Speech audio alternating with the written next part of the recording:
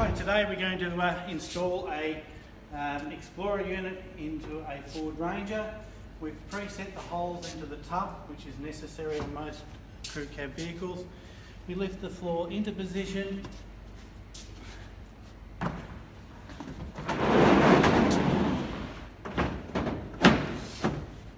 And we align the bolt holes and bolt the floor down.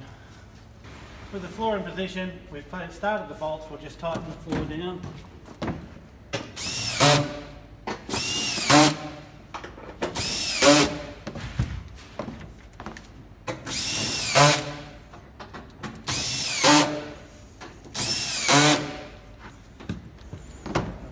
Open the lids, slide this back into position, sliding the right hand box into position, and now aligning the bolt holes. With the storage bin into position on the right hand side, we've started our bolts so you can bolt it into position.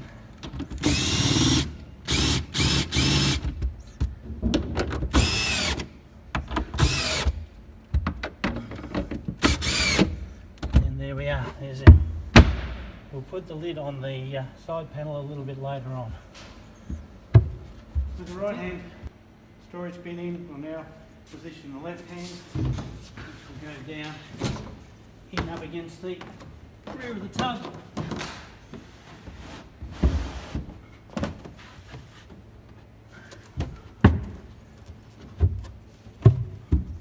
And we align the bolt holes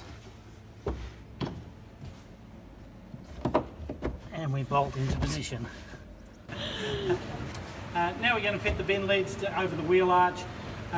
This is bolted on, and in the event that we do normally position a dual battery system down in through here, we have access through here. We terminate our wiring off here on a 50 amp Anderson plug that allows the wiring to come to the battery, to your DC to DC charger, and then your wiring can come out and fit in behind the storage bins and come up in onto the sills here for power outlets and GPOs wherever you wish to have them positioned.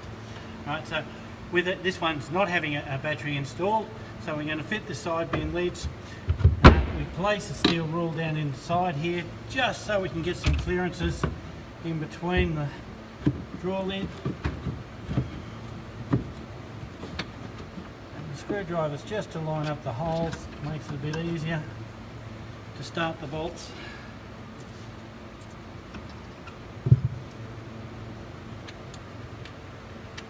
So these are readily accessible, but you just have to undo two 10mm bolts to access the wiring should you wish. The reason we put the battery into the front right hand side is this is the traffic side, so you're not likely to work from here at any stage, and we keep the passenger side free so you can access your storage bin from the curb side.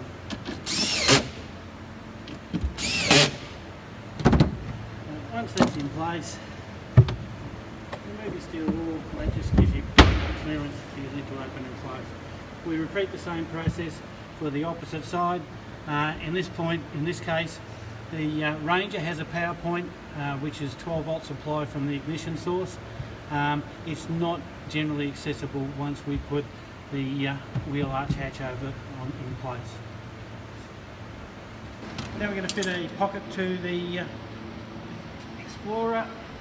This picks up existing bolt holes where we've taken out a tie down point, and we've created a mounting point down the back on our drawer system.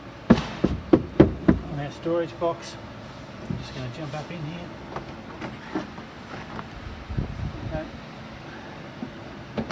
Pick up the existing bolt holes, start that into the thread, and we come down to the back.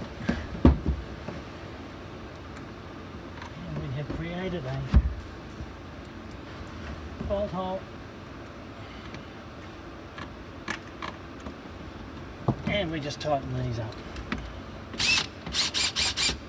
And then we have a pocket installed. In this vehicle we're putting in facility for a battery pack the customer's supplied, so we've got the size so we can strap it back from here, and these are what we call tow rails, so we can now turn around and support it in 3 different places up against this and hold it tight.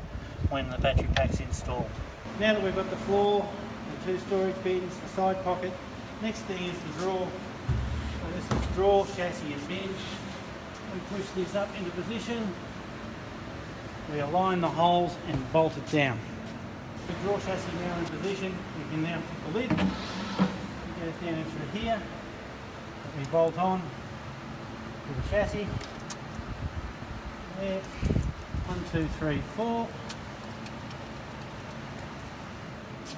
With the going through the side. With the drawer now bolted in position. Now for the side bin lids.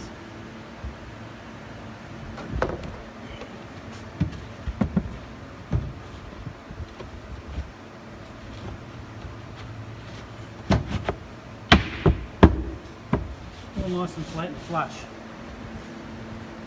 Bolted into position. Now we put the drawer centre. There we are there. To complete this unit, we'll now fit the fridge slide. This is a Waco CFX 50 fridge slide, which is now being bolted into position.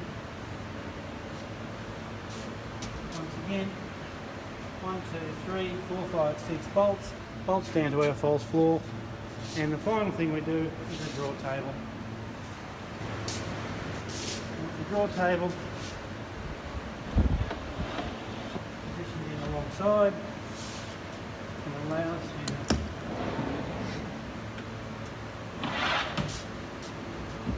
then access and work from your fridge to your drawer table. This is an Explorer for a Ford Ranger.